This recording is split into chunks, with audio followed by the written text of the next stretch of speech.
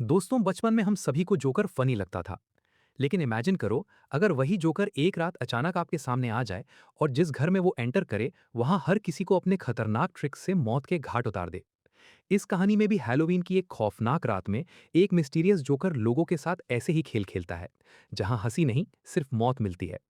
तो मूवी एक Halloween party से शुरू होती है, जहां हम एरिक नाम के एक लड़के को देखते हैं जो कुछ पीने के बाद अपनी क्रश एवा से अपने दिल की बात कहने की हिम्मत जुटाता है। लेकिन तभी एक और लड़का अपनी कार से वहां आता है और एरिक के पल को खराब कर देता है। एरिक हारा हुआ महसूस करते हुए एक तरफ चला जाता है। तभी उसकी नजर एक बक्से पर पड़ती है और उस बक्से से एक जोकर बाहर निकलता है। जोकर अपना नकाब हटाने की कोशिश करता है, लेकिन वो बस थोड़ा सा ही हटा पाता है। बाकी का हिस्सा उसके चेहरे से चिपका रह जाता है।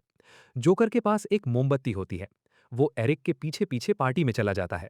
यहाँ एवा आंखों पर पट्टी बांधकर हाथ में बैट लिए एक खेल खेल रही होती है। लेकिन जोकर एरिक को एक कपड़े में लपेट लेता है और उसे गायब कर देता है। पार्टी में आए दूसरे लोग एवा को बैट चलाने से रोकने की कोशिश करते हैं, लेकिन तब तक बहुत देर हो चुकी होती है। वो गलती से बैट से एरिक को पीट पीट कर मार डालती है। अगले सीन में हम फिर जोकर को शहर में घूमते हुए देखते हैं। वो एक आदमी के पास जाता है और उसे ताश का एक जादू दिखाने लगता है। फिर मूवी में हमें मैक्स नाम की एक लड़की दिखाई जाती है। मैक्स हैलोवीन के लिए तैयार हो रही है और उसने एक जादूगरनी का वेश पहना है, और मैक्स की छोटी बहन ने निंजा का वेश पहना है। छोटी लड़की मैक्स से पूछती है कि उसने ये पोशाक क्यों पहनी है। मैक्स ने सोचा था कि वो अपनी माँ और बहन के साथ ट्रिक और ट्रीटिंग के लिए जाएगी, लेकिन उसकी माँ उसे बताती है कि अब वो इन सब चीज़ों के लिए बहुत बड़ी हो गई है और वैसे भी वे किसी और के साथ जा रहे हैं। वो मैक्स को सलाह देती है कि वो इसके बजाय अपने दोस्तों के साथ घूमने चली जाए। लेकिन हम ये जान पाते हैं कि मैक्स का कोई दोस्त नहीं है। वो अपनी साइकिल उठाती है और अकेले ही निकल पड़ती है। इसी बीच थोड़ी देर पहले वाला आदमी डर के मारे जोकर से दूर भागते हुए दिखाया जाता है। जोकर उसे पकड़ लेता है, एक रुमाल से उसके चेहरे का पसीना पोंछता है और उस रुमाल को आदमी के मुंह में ठूस देता है। फिर वो आदमी के मुंह से एक के बाद एक और भी कई रुमाल बाहर निकालने लगता है। जब रुमाल बाहर आना बंद हो जाते हैं तो जोकर और जोर से खींचता है, और इसी खींचतान में उस आदमी की मौत हो जाती है।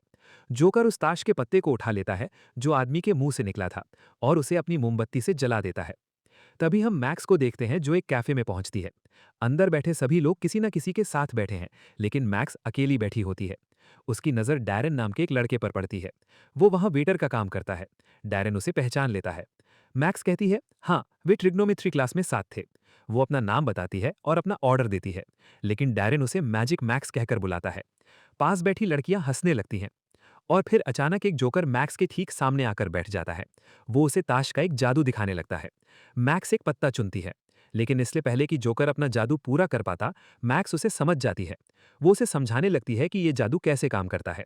फिर मैक्स उस जोकर को अपना एक जादू दिखाती है, और सबको हैरान करते हुए मैक्स उस जोकर को भी चकमा देने में कामयाब हो जाती है।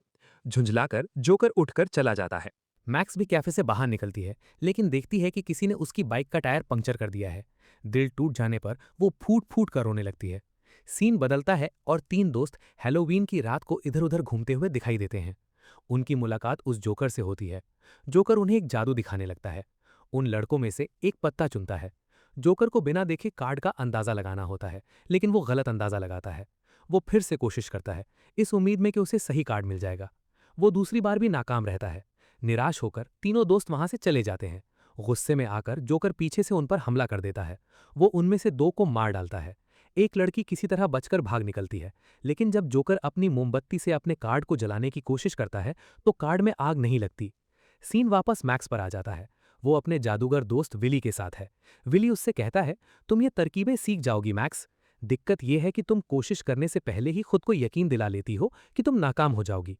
विली उससे पूछता है, मुझे बताओ असल में चल क्या रहा है। तुम सिर्फ एक पंक्चर टायर की वजह से इतनी दूर चलकर यहां नहीं आई हो। मैक्स कहती है, मुझे समझ नहीं आ रहा कि मैं गलत क्या कर रही हूं। मैं कहीं भी फिट नहीं बैठती। दूसरे बच्चे मेरे साथ बहुत बुरा बर्ताव करते हैं। मुझे बहुत बेवकूफ़ी महसूस होती है। विली मैक्स को एक जादू की छड़ी दिखाता है। वो उससे पूछता है, ये क्या है। वो कहता है, ये बस लकड़ी का एक टुकड़ा है।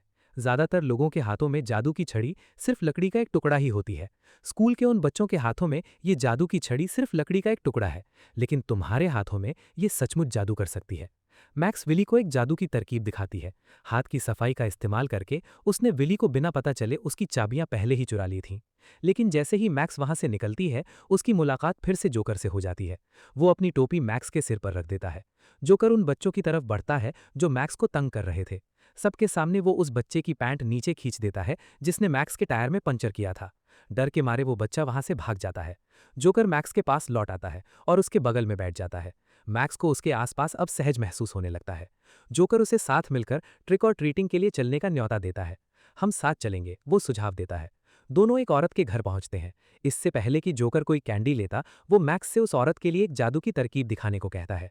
मैक्स उसके सामने एक कार्ड का जादू दिखाती है। वो औरत मैक्स से बहुत प्रभावित होती है। लेकिन तभी जोकर अपनी जादुई छड़ी से उसे छूता है और उसका पूरा चेहरा एकदम खाली हो जाता है। मैक्स बहुत डर जाती है। वो वहां से भाग निकलती है। ऑक्सीजन की कमी के कारण उस औरत की मौत हो जाती है और इस बार जोकर अपनी मोमबत्ती से उसका कार्ड जलाने में कामयाब हो जाता है। जब मैक्स अपनी बाइक पर बैठकर भागने की कोशिश कर रही होती है, तभी जोकर उसे पकड़ लेता है। मैक्स बाइक से उतरकर एक आदमी के पास भागती है और उससे मदद मांगती है। लेकिन जोकर उस आदमी के बेटे को जमीन पर धक्का दे देता है। वो आदमी अपने बेटे को संभालने के लिए उसकी तरफ लपकता है। इसी बीच जोकर मैक्स का इन्हेलर छीन लेता है। मैक्स उससे जितना तेज हो सकता है उतनी तेज भागती है, लेकिन इतनी ज्यादा मेहनत करने की वजह से उसे सांस लेने में तकलीफ होने लगती है। वो एक कूड़े के थैले के अंदर छिप जाती है और अपनी सांसें संभालने की कोशिश करती है। जोकर उसे ढूंढ निकालता है। वो उसे वहीं जगह पर ले जाता है जहां से इस कहानी की शुरुआत हुई थी। मैक्स एरिक की लाश देखती है और डर के मारे कांप उठती है। लेकिन वो वहां से भाग नहीं सकती। वो जोकर से पूछती है, ये सब क्या है? जोकर कुछ नहीं बोलता, इसलिए मैक्स एक बोर्ड का इस्तेमाल करके उससे बात करने की कोशिश करती है। जोकर भी उसी बोर्ड के जरिए जवाब देता है और कहता है, मैं तुम्हें मारना नहीं चाहता। मुझे तुम्हारी जरूरत है। तुम बिल्कुल मेरी तरह हो। फिर एरिक की लाश के जरिए बोलते हुए वो उससे कहता है, लोग मुझसे भी दूर भागते हैं, ठीक वैसे ही जैसे तुमसे भागते हैं। लेकिन फिर एक दिन सबसे बड़ा धोखेबाज खुद मौत मेरी रूह लेने आ गई। लेकिन मैंने मौत से एक सौदा किया। मैंने मौत को एक चाल दिखाई और उसे अपनी रूह ले जाने से रोक दिया। लेकिन मौत को हारना पसंद नहीं आया। सौदे में एक शर्त ऐसी थी जिसका जिक्र मौत ने नहीं किया था।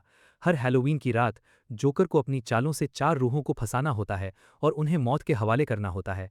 और उसे ये सब तब तक करना होता है जब तक मोमबत्ती पूरी तरह से बुझ ना जाए। मैक्स पूछती है, लेकिन इन सब का मुझसे क्या लेना देना है? जोकर कहता है, तुमने मुझे धोखा दिया। मुझे, जिसने सबसे बड़े धोखेबाज को धोखा दिया था। मुझे, जिसने इतनी सारी रूहों को मौत के हवाले किया कि तुम उन्हें कभी गिन भी नहीं पाओगी। लेकिन तुमने मुझे धोखा दिया। जोकर चाहता है कि मैक्स उसके लिए लोगों के सामने ये चालें दिखाए ताकि वो उन्हें मार सके और उनकी रूहें मौत के हवाले कर सके। लेकिन मैक्स कहती है, मैं ये नहीं कर सकती। तब जोकर उसे दिखाता है कि अगर वो मौत को 4 रूहें नहीं देगा तो क्या होगा। वो जलकर राख हो जाएगा और खत्म हो जाएगा। और उसके बाद ये काम मैक्स को विरासत में मिल जाएगा। इसलिए मैक्स के पास जोकर की मदद करने के अलावा कोई चारा नहीं बचता। लेकिन उसी पल मैक्स जोकर की नज़र से बचकर निकल जाती है और उसकी लाश से एरिक का फोन चुरा लेती है। मैक्स और जोकर अपने अगले शिकार की तलाश शुरू कर देते हैं। पास ही वही लड़का जिसने उसका टायर पंक्चर किया था, अकेला बैठा है। जोकर उसके पास भेजता है। मैक्स को याद आता है कि उस लड़के ने उसके साथ कितना बुरा बर्ताव किया था। वो उसके बगल में बैठ जाती है और उसे एक जादू की चाल दिखाने लगती है। लेकिन वो लड़का उसका टायर पंक्चर करने के लिए माफी मांगता है। उसी समय वो मैक्स की ताश की गड्डी से एक पत्ता चुनता है। वो कहता है, मुझे नहीं पता मैंने ऐसा क्यों किया। मैं तो बस उन लड़कियों को इम्प्रेस करने की कोशिश कर रहा था। उस लड़के को अपने किए पर सच में पछतावा होता है। ये देखकर मैक्स का दिल पिघल जाता है। लेकिन वो लड़का खुद ही अपनी चुनी हुई पत्ती गड्डी से बाहर निकाल लेता है। जिस पल वो ऐसा करता है, जोकर वहां आ जाता है। मैक्स चिल्लाती है, नहीं वो नहीं। लड़का उस जोकर को देखता है और गुस्से से भर जाता है। उसे याद आता है कि कैसे उस जोकर ने उसकी पैंट नीचे खींचकर उसे सबके सामने शर्मिंदा किया था। लेकिन वो उस जोकर को पकड़ नहीं पाता। अपने जादू का इस्तेमाल करके वो उसे अपनी जैकेट के अंदर फंसा लेता है। मैक्स लाख कोशिश करती है, लेकिन वो उसे बचा नहीं पाती। वो जोकर से रुकने की मिन्नतें करती है, लेकिन जोकर फिर भी उसे मार डालता है। ये देखकर मैक्स को उल्टी जैसा महसूस होता है। वो चुपके से अपना फ़ोन निकालती है, इमरजेंसी कॉल के लिए 911 डायल करती है और फिर फ़ोन वापस रख लेती है। जोकर उसे अपने साथ लेकर अगले शिकार की तलाश में निकल पड़ता है। रास्ते में उन्हें हैलोवीन वाले कद्दू दिखाई देते हैं। जोकर उनमें आग लगा देता है। लेकिन तभी पीछे से पुलिस वाले आ जाते हैं। वे पूछते हैं कि क्या उनके पास कोई मोबाइल फ़ोन है। जोकर साफ मना कर देता है, लेकिन फ़ोन तो मैक्स के पास होता है। पुलिस जोकर को हथकड़ी पहना देती है, लेकिन अपने जादू का इस्तेमाल करके वो हथकड़ी खोल लेता है और उसे पुलिस वाले के हाथों में पहना देता है। हथकड़ियों से एक ऑफिसर के हाथ कट जाते हैं। दूसरा ऑफिसर जेस्टर पर गोली चलाता है तो जेस्टर उसे भी मार डालता है। इस अफरा तफरी का फायदा उठाकर मैक्स भाग निकलती है। उसे एक और आदमी मिलता है और वो उससे मदद की भीख मांगती है। एक आदमी मेरा पीछा कर रहा है, उसने मुझे किडनैप कर लिया था। वो आदमी मैक्स को अपनी कार में बिठाता है और पुलिस स्टेशन की तरफ गाड़ी चलाता है। वो मैक्स से उसका नाम और उम्र पूछता है। वो कहता है, ये तो लड़कों वाला नाम है। तुम्हारी उम्र के हिसाब से तुम्हें लड़कियों जैसे कपड़े पहनने चाहिए। उनमें तुम ज्यादा प्यारी लगोगी। ये आदमी अपनी कार सड़क के बीच में रोक देता है और मैक्स का फायदा उठाने का प्लान बनाता है। वो कहता है, मैं तुम्हें चोट नहीं पहुंचाऊंगा मैक्स। लेकिन मैक्स अपने दांतों से उसका हाथ काट लेती है। वो आदमी गुस्से से पागल हो जाता है। लेकिन तभी जेस्टर वहां आ जाता है। वो उस आदमी को कार से बाहर खींचता है और उसे मार डालता है। जेस्टर मैक्स को भी कार से बाहर खींचता है। लेकिन मैक्स को सांस लेने में दिक्कत हो रही होती है और उसका इन्हेलर भी टूट चुका होता है। इसलिए जेस्टर उसे पास के फायर डिपार्टमेंट ले जाता है। वो उनसे मैक्स की मदद करने के लिए कहता है। फायर फाइटर्स मैक्स को सांस लेने में मदद करते हैं। मैक्स उनसे कहती है, भागो। लेकिन जेस्टर पीछे से उन पर हमला करना शुरू कर देता है। वो एक ऑफिसर को गायब कर देता है। जब दूसरा ऑफिसर उस पर हमला करने की कोशिश करता है तो जेस्टर पहले वाले ऑफिसर को ढाल बनाकर अपने आगे कर लेता है। वो उन सभी को मार डालता है और मैक्स को ढूंढने लगता है, जो एक ट्रक के नीचे छुपी हुई होती है। जेस्टर मैक्स को घसीटकर बाहर निकालता है और उसे अपनी मोमबत्ती दिखाता है। लेकिन मैक्स उसकी मदद करने से मना कर देती है। वो कहती है, भले ही तुम्हारे बाद मुझे तुम्हारी जगह लेनी पड़े, लेकिन मैं किसी को चोट नहीं पहुंचाऊंगी। इसलिए जेस्टर उसे हथकड़ी लगा देता है। लेकिन मैक्स एक तरकीब से हथकड़ी खोल लेती है और वहां से भाग निकलती है। वो सीधे अपने घर जाती है। वहां उसकी माँ उसका इंतजार कर रही होती है। उसकी माँ को गुस्सा आ जाता है। तुम्हें पता भी है कि अभी क्या समय हो रहा है। वो मैक्स को सजा के तौर पर घर से बाहर निकलने पर रोक लगा देती है। लेकिन मैक्स सॉरी कहती है और अपनी माँ से कहती है, मैं तुमसे बहुत प्यार करती हूँ। उसे पता होता है कि आज के बाद वो अपनी माँ को हमेशा के लिए खो देगी। लेकिन उसकी माँ का गुस्सा शांत नहीं होता। वो मैक्स से ऊपर कमरे में जाने के लिए कहती है। मैक्स देखती है कि उसकी माँ अजीब तरीके से चल रही है। इसके बाद मैक्स अपनी छोटी बहन को देखने जाती है। वो सो रही होती है। वो उसे अलविदा कहती है। लेकिन जोकर की मोमबत्ती इसी कमरे में पड़ी है। जोकर भी यही है। मैक्स की माँ पीछे से आती है। जोकर उसके शरीर के जरिए बोल रहा है। वो तो पहले ही मर चुकी है। जोकर कहता है, अगर तुमने मेरी बात नहीं मानी तो मैं तुम्हारी बहन को भी मार दूंगा। अपनी बहन को बचाने के लिए मैक्स के पास जोकर की मांगे फिर से मानने के अलावा कोई चारा नहीं बचता। बस एक आखिरी जादू का खेल बचा है। वो कहती है, मैं इसे करूंगी। जोकर उसे धमकाता है और फिर साफ कर देता है, अब तुम ठीक वही करोगी जो मैं तुमसे करने को कहूंगा। मैक्स कहती है, मेरे दिमाग में एक आदमी है। मैक्स सीधे डैरन के पास जाती है। वही लड़का जो कैफे में मिला था। वो पूछती है, क्या तुम कोई जादू का खेल देखना चाहोगे? डैरन पूछता है, क्यों? मैक्स कहती है, क्योंकि तुम मुझे पसंद हो। डैरन कहता है, ठीक है। मैक्स उससे एक कार्ड चुनने को कहती है। डैरन एक कार्ड चुनता है और उसे वापस डेक में रख देता है। मैक्स कार्डों को फेंटती है और उन्हें अपने पास रख लेती है।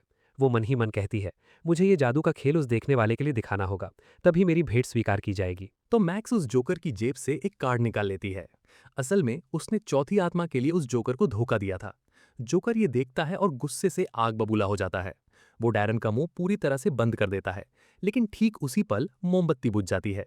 जोकर के हाथ में आग लग जाती है। वो जलने लगता है। वो एक चाकू से मैक्स की टांग पर वार करता है। मैक्स खुद को घसीटते हुए आगे बढ़ती है और डैरन को बचाने के लिए उसी चाकू से उसका बंद मुंह खोलने की कोशिश करती है। लेकिन पीछे से जोकर मैक्स का गला दबोच लेता है। मैक्स अपनी जादू की छड़ी उसकी आंख में घुसा देती है। जोकर के शरीर में आग लग जाती है। वो पूरी तरह से खत्म हो जाता है। उसके पीछे बस उसकी टोपी ही बचती है। थोड़ी देर बाद पुलिस वहां पहुंच जाती है। विली भी मैक्स से मिलने वहां आता है।